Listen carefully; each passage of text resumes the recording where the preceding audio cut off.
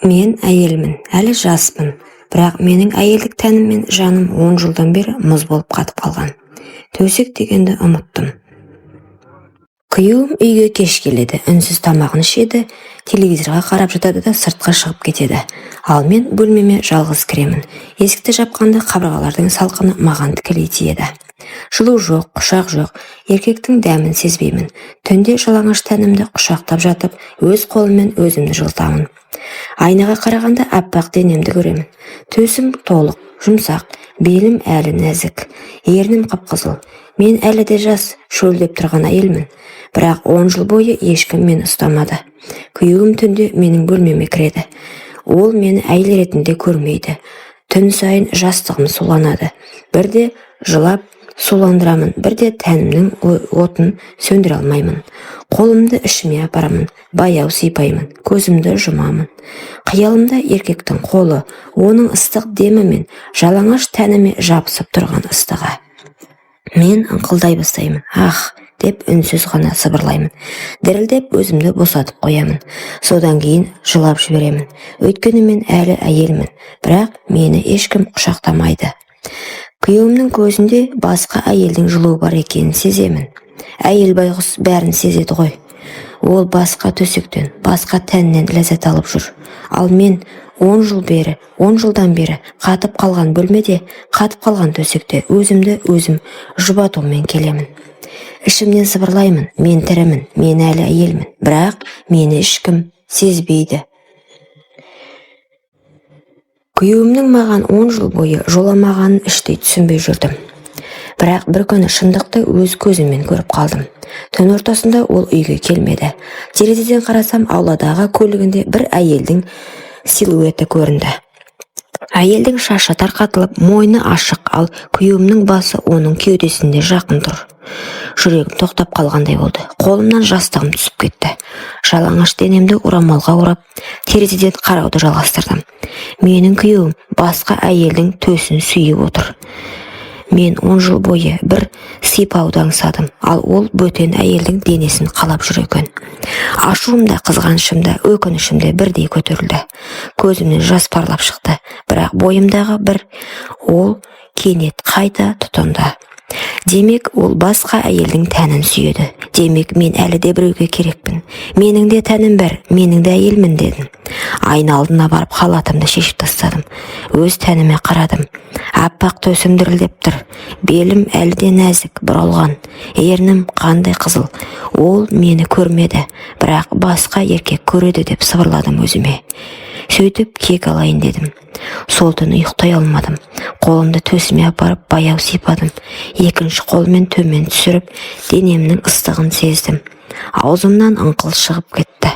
Ах, мені де біреу осылай ұстаса ғой дедім. Төсегім дірілдеп, тәнім шөлін қандыра алмай жатып, өзімді қинап шықтым. Ал күйеуім сол түні бөтен әйелдің төсегінде менің жанымды өртеп жіберді. Сол сәтте шешімім пісіп жетілді. Мен бұлай өмір сүре алмаймын. Мен де әйелдік бақытымды табамын.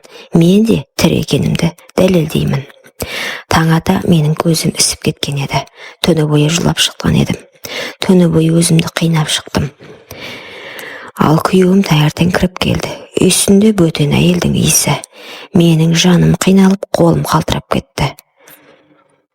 Қашанға өз-өзімді қанағаттандырып жүремін дедім. Мен оның бетіне қарауға батпадым. Ол мені байқамады да, үстелден нан жеп телефонға үңіліп отырды. 10 жыл бойы осы өмірде көндім, бірақ бұдан әрі шыдай алмаймын деп ойладым. Сол сәттен бастап менің қолым қалам іздеді. Қағаз алдым. Қолым дірілдеп, бірақ жүрегімнен шыққан әр сөзді жаздым. Хатым, енеме, мен сізді сыйладым. Осы үйдің бар тәртібін ұстандым. 10 жыл бойы ұлыңыз менің қасыма жатпады. Жатқанмен мені қандыра алмады. Мен әйел болсам да еркектің құшағын көрмедім. Түн сайын жалғыз жаттым. Шөлдеп, жылап, тәнімді құшақтап шықтым. Ал бүгін оның басқа әйелмен болғанын көрдім. Мен бұдан әрі шыдай алмаймын. Менің де жүрегім бар. Менің де тәнім бар. Мен де әйелмін. Мен кетемін. Мені сөкпеңіз. Мен тек өз бақытымды табуға барамын. Хатты жастығымның үстіне қойдым. Орамалға оранып, шашымды тарқатып, айна алдына қайта қарадым. Көзімнің іші жасқа толы болса да, жүзіме бір жалын бітіпті. Мен өзіме іштей уәде бердім. Мен тірімін, мен әлі жаспын. Мен өзімді өлтірмеймін, мен өз бақытымды табамын. Сол сәттен бастап менің жанымда басқа бір күш оянды. Бұл мені еркектің қолы, еркектің дәмі аңсаған әйелдің күші еді. Үйден шыққан күнімде менің жанымда жеңілдік те қорқыныш та болды. Енемнің бөлмесінде қалдырған хат менің соңғы үнсіздігім еді. Ал алда белгісіз, бірақ жүрегімді тарқататын бір әлем бардай сезіндім. Көшеде келе жатып мен өзімді өзгеше сезіндім. 10 жыл бойы тұншыққан әйел енді еркін демалғандай еді. Киімім денеме жабысып, әр қадамымда белімнің қозғалысын өзімде сезетін болдым. Әр жанар маған қадалғандай. Сол сәтте кафенің алдында бір жігітке көзім түсті. Жас, жігерлі, жанары өткір. Ол менің жүзіме тіке қарады. Жүрегім дүрсілдеп кетті. Көзімді тайдыра алмай қалдым. «Кешіріңіз, сізді бір жерден көрген сияқтымын», деді ол жымиып. Мен ыңғайсызданып, бірақ жүрегім қатты қалап, соғып тұрды. «Жоқ, мүмкін», дедім күмілжіп. Ол қолын созды. Қолын алған сәтте денемне бір ыстық тоқ жүріп өткендей болды. 10 жыл бойы еркек қолын сезбеген нәзік алақаным сол сәтте қайта тіріліп кеткендей. Жүрегім ішімнен сыбырлады. Осы жігіт, иә, осы жігіт. Менің қиялымды шындыққа айналдыратын сияқты. Біз ұзақ сөйлестік.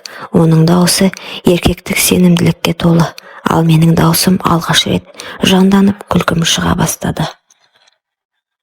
Ол маған үңіле қараған сайын менің төсім көтеріліп, демім жиілеп бара жатты. Мен жас қыздай ұялып, бірақ әйелдік отыммен жанып тұрдым. Кетерде ол жай ғана сыбырлап айтты. «Сізді тағы көргім келіп тұр. Сізде бір сыр бар сияқты», деді. Мен басымды изедім. Ішімде бір от лапылдап, түнге дейін ұйықтай алмадым. Өйткені мен алғаш рет бөтен еркектің жанарынан өзімді әйел сезіндім. Келесі күні кешке ол хабарласты. Дауысы телефоннан естілгенде-ақ жүрегім дір ете түсті. «Сізді көргім келеді қазір», дейді. Көруге келістім. Ішімде толқу, ұялу, бірақ бір тоқтаусыз тартылыс бар. Кешкі саябақта кездестік. Ағаштардың арасынан шыққанда ол маған тіке қарады. Жанары өткір, бірақ жылы. «Сіз бүгін әдеттегіден де әдемісіз», деді ол сыбырлап. Мен қызарып кеттім. Жүрегім дүрс-дүрс. Өзімді жас қыздай сезіндім. Ол қолымды ұстады. Қолының ыстығы алақанымнан жан жүрегіме дейін жайылып кетті. 10 жылдан бері алғашқы еркектік жанасу. Мен дірілдеп кеттім. Жігіт менің көзіме ұсақ қарады.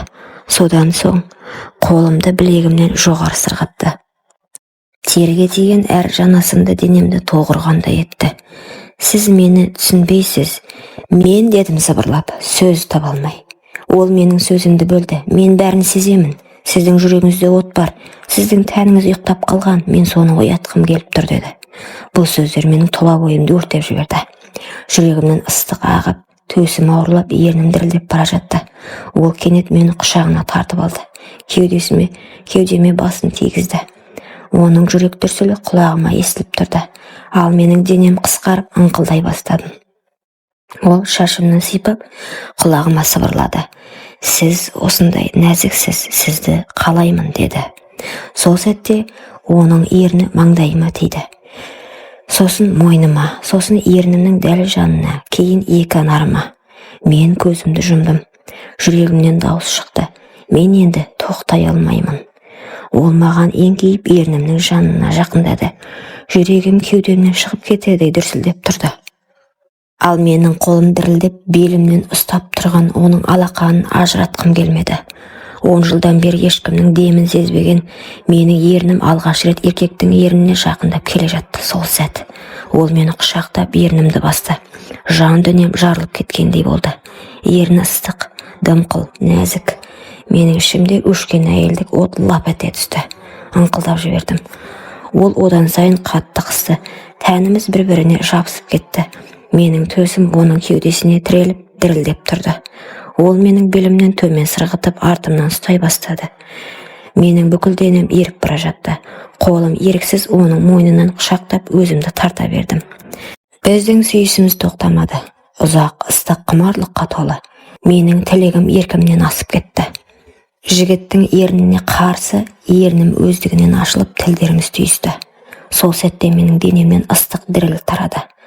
Ол ыңқылдап жіберді. Менің атымды атады. Мен оның құшағында жанып тұрдым. Көзімді ашқанымда оның жанары жалындап тұрды. Сізді қатты қалаймын деді. Мен ернімнен тістеп дірілдеп тұрдым. Өзімде сыбырладым. Мен де, сен мені тірілттің дедім. Жігіттің жанарында от бар. Мен 10 жыл бойы көрмеген, аңсаған әйелді жаңартаудай оятқан жігіт. Ол мені қолымнан ұстап бөлмеме алып кірді. Есікті жауып маған тіке қарады.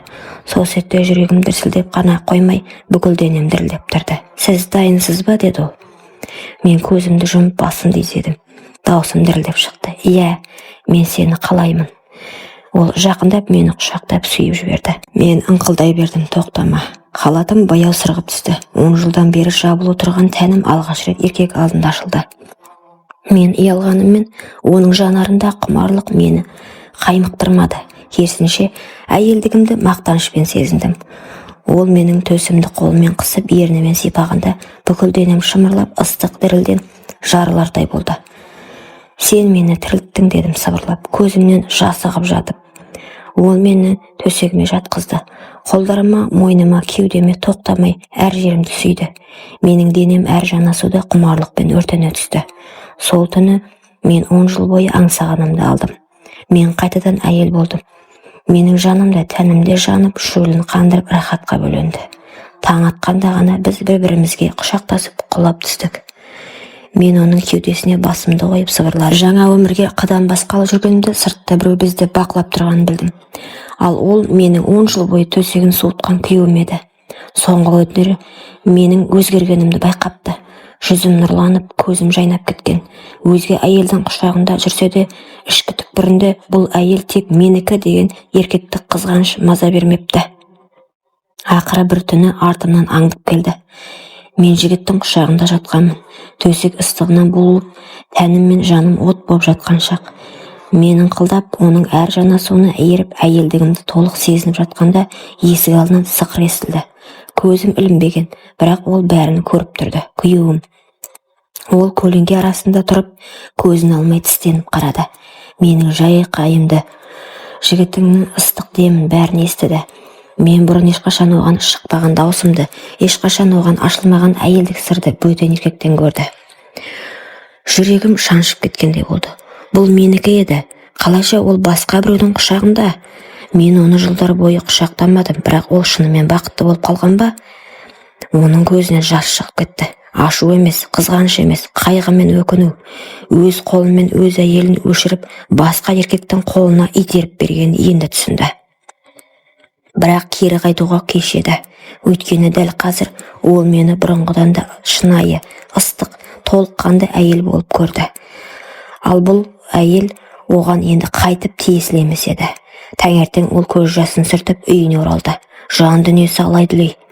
Жаңа әйелінің қасында жатса да, құлағына менің ыңқылым, көз алдында менің құштарлыққа толы бейнем келе берді. Бұл оны тірідей өртеген азап еді. Ал менше, мен жаңа өмірге қадам басып үлгердім. Күйеуім сол түні мені көргеннен кейін тыныштық таба алмады.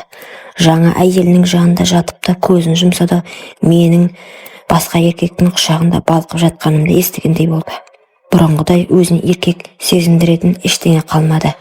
Жаңа әйелінің күлкісі де құшағы да енді жанын жылытпады. Қайта әр жанасу оған менің жоқтығымды еске алып, жүрегін қан жылытты. Ол өзін өзі жегідей жей бастады. Неге мен 10 жыл бойы әйелімді құшақтамадым? Неге мен оны жатын бөлмеден қуып бөтен етіп қойдым? Ол мені күтіп еді ғой, бірақ мен басқаға кеттім. Енді ол басқа еркектікі. Осы ойлар күйеуімді күндіз-түні тынышсыз етті. Ол қызғаныш пен өкінудің ортасында тұншығып жатты. Өзінің кінәсін түсінсе де жоғалтқанын қайтара алмайтынын білген сайын азапқа батып бара жатты. Мені тек төсекте ғана емес, күнделікті өмірде нәзік әйелдей сыйлады. Ол әр күнімді мәнді, әр түнімді ыстық етті. Оның жанында мен өзімді тірі, қалаулы, сүйікті сезіндім. Әр түн біз үшін жан мен тәннің тоғысқан мерекесі. Әр таң біз үшін жаңа бақыттың бастауы. Мен алғаш рет әйел деген сөздің шынайы мағынасын түсіндім. Жүрегім тыныштық тапты. Мен өзімді ешқашан кінәлі сезінбедім. Себебі мен бақытты болуға лайық адаммын. Ал күйеуім ше, ол күннен күнге шөгіп бара жатыр. Жаңа әйелінің қасында жүрсе де көзінде қуаныш қалмады. Менің бейнемнен, менің жан айқайымнан құтыла алмай, бір сәт тыныштық таппады. Бірі отқа өрден қайта туған әйел, бірі өз қолымен бәрін жоғалтып жалғыз қалған еркек. Бұл тағдырдың әділеті еді. Ол менікі еді. Ол қалайша басқаға кетті? Егер ол менікі болмаса, ешкімге де бақыт сыйламау керек. Түнде біздің есігіміздің алдымызға келді. Қолында бөтелке, жанарында қайғы. Терезеден ішке үңіліп, мені жас жігіттің құшағында бақытты күйде көрді. Оның жүрегі шыдамады. Бөтелкені сығып тұрып қабырғаға лақты. Дауыс шыққанда бір екеуміз селкетіп терезеге қарадық. Қараңғыда күйеуім тұр еді. Көзі қанталып кеткен. Сен менікі едің, деді. Дауысы дірілдеп шықты. 10 жыл күткен әйел. Сен қалайша? Жас жігіт орнынан атып тұрды. Ал мен тұрып байсалды түрде күйеуіме қарадым. Жоқ, мен сенікі емеспін. Мен әйелмін. Менің жаным, тәнім, жүрегім бар. Сен 10 жыл бойы соны өлтірдің. Ал ол мені қайта тірілтті. Бұл сөздер оны күйретіп жіберді. Күйеуім жерге тізерлеп отырып, басын ұстап айғайлап жіберді. Мен сені жоғалттым. Көзінен жас ақты. Ол басын көтерді де қолын жүрегіне қойып, мен енді сенсіз өмір сүре алмаймын, деді. Сол сәтте ол жанұшыра орнынан тұрып есіктен қашып шықты. Бірақ артына қайтып қарамады. Біздің көз алдымызда қараңғыға сіңіп кетті. Арақпен баспақшы болыпты, бірақ сол қызғаныш пен өкініш оның түбіне жеткен екен. Ал менше, мен жас жігіттің құшағында өмірімді жалғастырдым. Мен әйел болып қайта тудым. Біз үйлендік. Мен өз бақытымды таптым, ал ол қызғаныштың құрбаны болды. Құрметті оқырман, өмірден алынған шынайы оқиғаларды тыңдағыңыз келсе, менің арнама тіркеліп лайк, комментарий жазып қолдап кетіңіздер. Келесі кездескенше.